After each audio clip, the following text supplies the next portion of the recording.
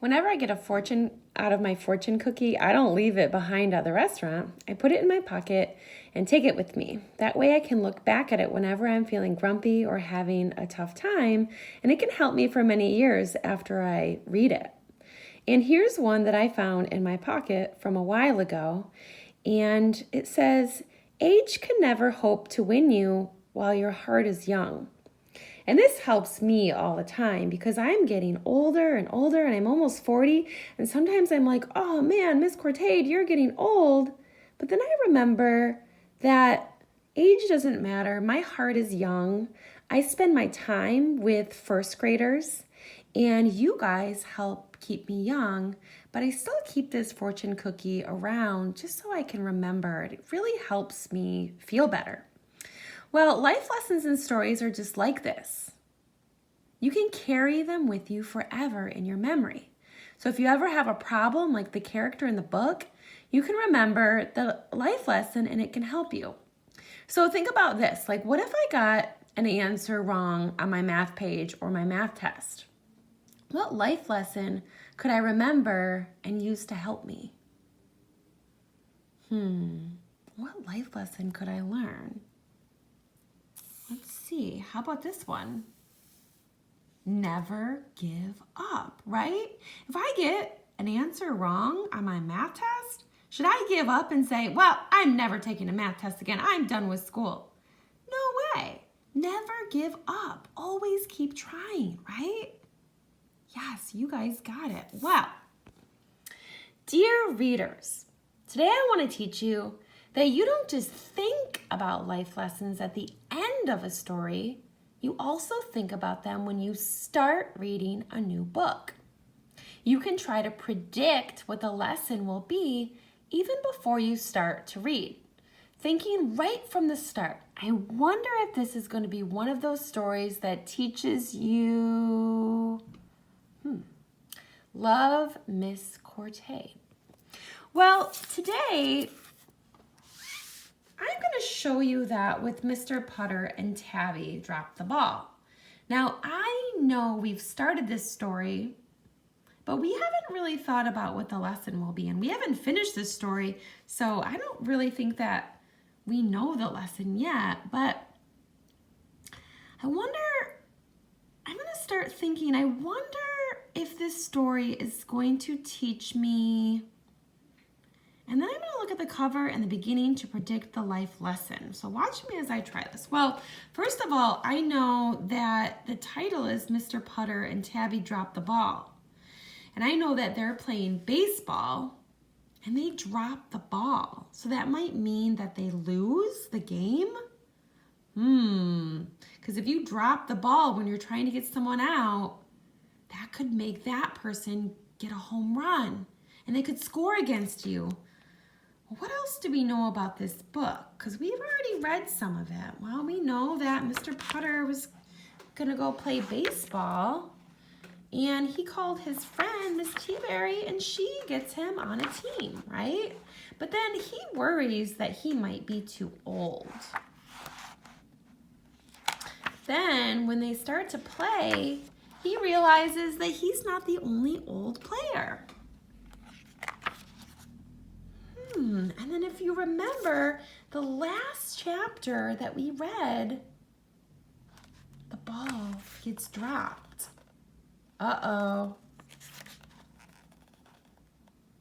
And then Zeke would not drop the ball. Oh boy. So let me think about what lessons, even though we haven't gotten to the end, we can predict what lesson, or maybe it's more than one lesson, this book might be teaching us. Well, I jotted some down, and I want us to look at them together. First one, you're never too old to have fun. Because, you know, Mr. Potter was thinking that he was too old to play. So I thought maybe he realized that he can still play and he can have a lot of fun too.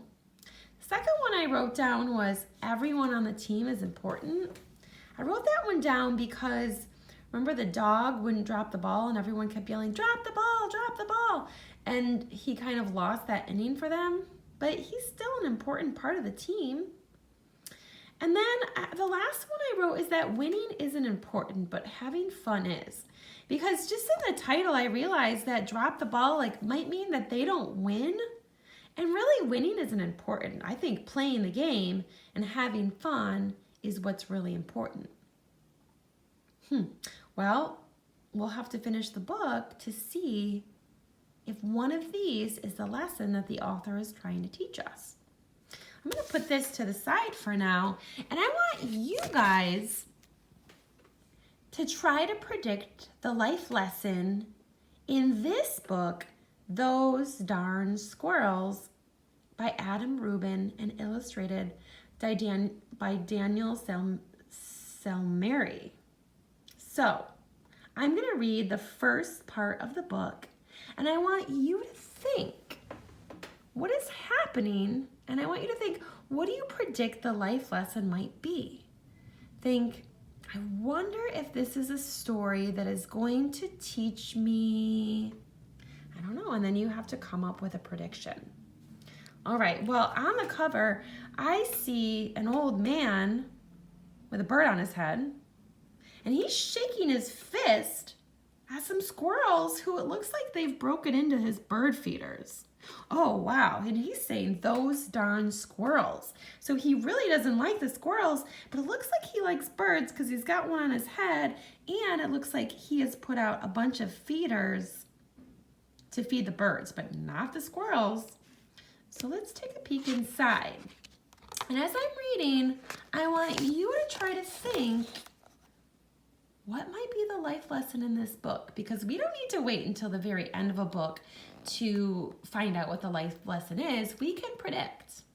Oh, I see that there's a bunch of art, paintings, and sculptures of birds. So I think that this old guy really likes birds, but he really doesn't like squirrels.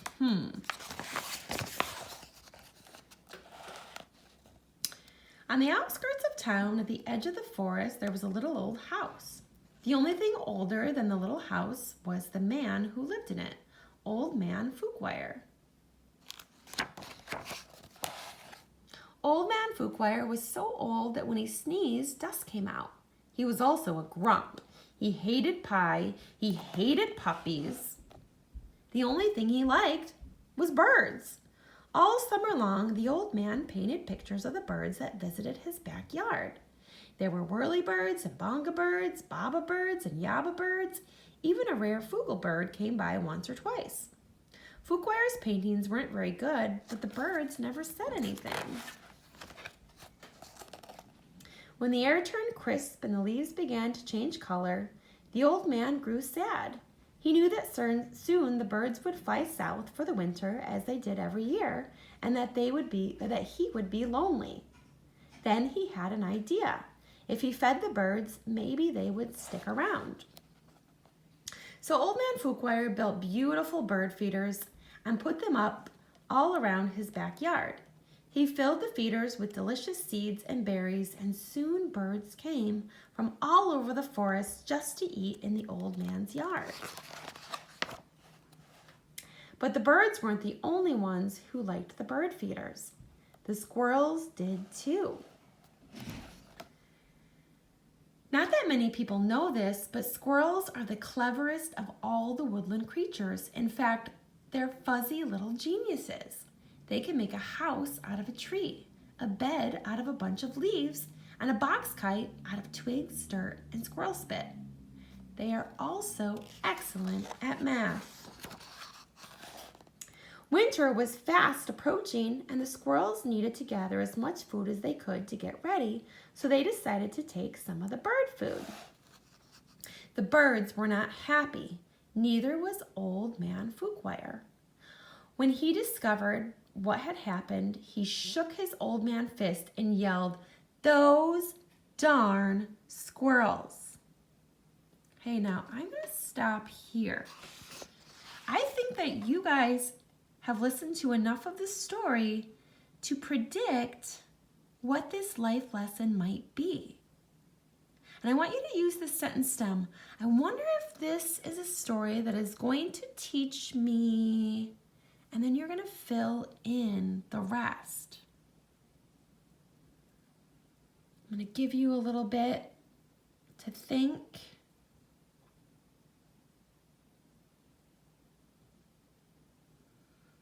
So you are thinking about the life lessons that you could learn from this book based on what you know so far. You don't need to wait until the end of the book to think about the life lesson. Today and every day when you read, you can start thinking about what the story might teach you right from the start by thinking, I wonder if this is a story that is going to teach me. And then keep those ideas with you as you read the whole book. We're going to take a look at our chart. Readers learn lessons. The first thing that we learned is that we reread the ending and think, how did the trouble get fixed? Then we learned to think, what did the character realize or learn? And today, we practice this. Predict the lesson right from the start. I wonder if this is going to be one of those stories that teaches you, and then you're going to fill in the blanks. All right, boys and girls, I want you to go off and try this as you read today. Off you go.